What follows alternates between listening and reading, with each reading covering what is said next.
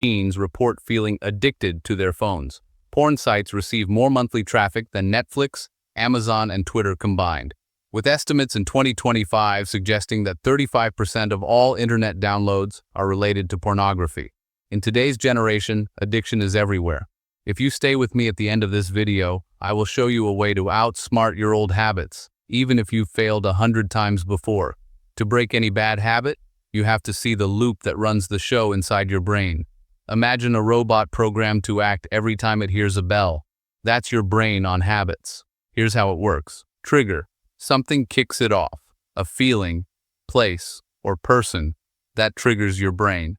Then comes behavior, the automatic action you take, sometimes before you even realize it. And in the end, reward. That little hit, dopamine, relief, excitement, that tells your brain, let's do this again. Let's understand it with a simple example. It's 11 p.m. You're alone in your room. You feel restless now. That's a trigger. You grab your phone, which is your behavioral response. You get a rush of novelty, distraction, and satisfaction that is your reward. To understand it easily, let's look at a study of neuroscience history. It happened at MIT, one of the smartest universities in the world. Scientists built a T-shaped maze. Imagine the letter T turned upside down. Rats started at the bottom and had to run up and turn either left or right to find chocolate. At first, the rats were confused. They tried different paths. Sometimes they got it right, sometimes wrong. But after doing this hundreds of times, they became perfect. They could run the maze with their eyes closed. The scientists wanted to see what was happening inside the rat's brain while they ran. So they put tiny sensors, thinner than a human hair, into a specific part of the rat's brain called the striatum. Think of the striatum like your brain's autopilot control center. When the rats were first learning the maze, their brain cells were firing like crazy the entire time they ran. It's like their brain was screaming, "Pay attention, this is new, remember everything." But after weeks of practice, something incredible happened. The brain cells became silent during most of the run. They only fired at 2 moments, right at the start and right at the end. It was like the brain said, I know this routine. I don't need to think anymore. Just press start and press end. Have you ever driven home from work and suddenly realized you don't remember the drive? You were on autopilot, right? That's your striatum doing exactly what the rat's brain did. Then scientists did something extreme. They poisoned the chocolate. The rats ate it and got sick. They felt terrible. But the next day, they ran to it again, and again, and again.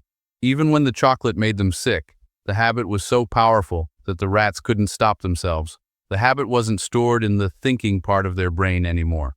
It was stored deep in the basal ganglia, the autopilot system. And once something is there, it stays there forever. Imagine you're scrolling your phone at 2 a.m. when you should be sleeping. The trigger is boredom and restlessness. The behavior is picking up your phone. The reward is the dopamine rush from endless new content. Likes, comments, videos, notifications, all hitting your brain in rapid-fire succession. This reward is highly addictive because it's unpredictable and never-ending. Instead of fighting the urge to pick up your phone, which requires willpower and will eventually fail, replace that addictive reward. Keep the trigger, you'll still feel restless before bed. Keep the behavior, but instead of scrolling, pick up a physical book or do a simple crossword puzzle.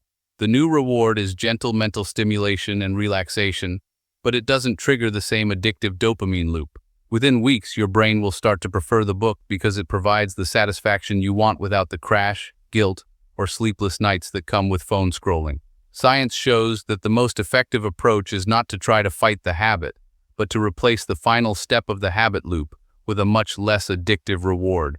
Additionally, some studies have shown that the more you try to suppress an action or thought, the more likely you are to take the action or think about that thought. A 2008 study in appetite found that the group of volunteers who tried not to think about eating ate more than the group who didn't. The first group exhibited what is called a behavioral rebound effect. Similarly, a 2010 study in psychological science found that the group of smokers who tried not to think about smoking actually thought about it even more than the group who didn't. Here's another myth. Change your life. Change all your habits at once. Wrong. Research shows that only 8% of people succeed at New Year's resolutions. Those who do, one goal, one habit, one loop at a time. Imagine trying to build 8 new trails through a jungle simultaneously. You'll get lost, exhausted, and end up right back at the overgrown entrance, doing nothing. But cut one trail at a time, day after day, and soon you can travel it in your sleep. Focus on one habit. Don't split your brain's learning power.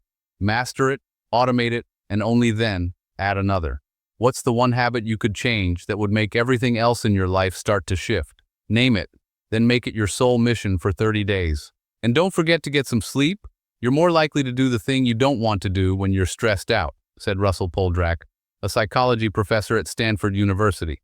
I.e., you're more likely to search out a dopamine hit in the form of sugar, processed food, drugs, porn, or alcohol if you're stressed.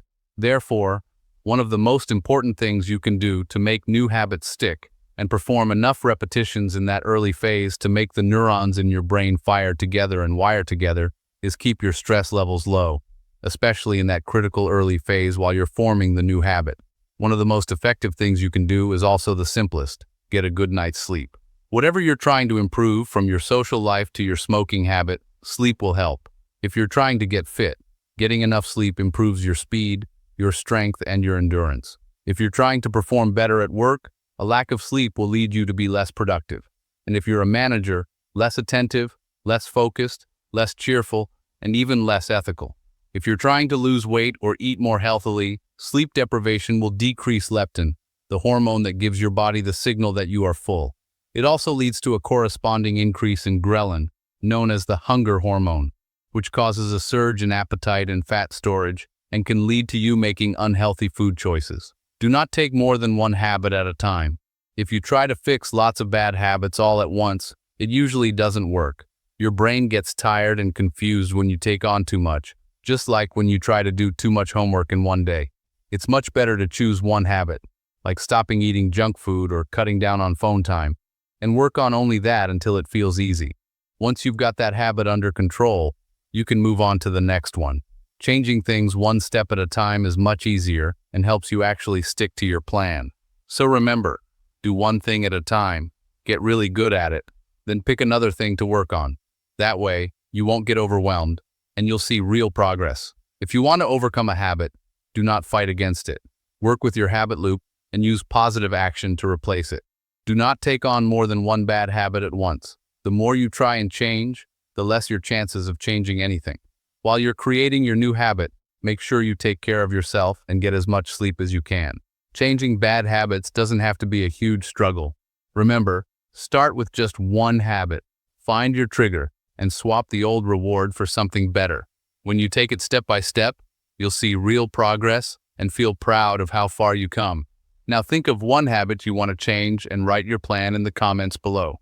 If this video helped you, please give it a thumbs up and don't forget to subscribe to the channel for more easy tips on self-improvement.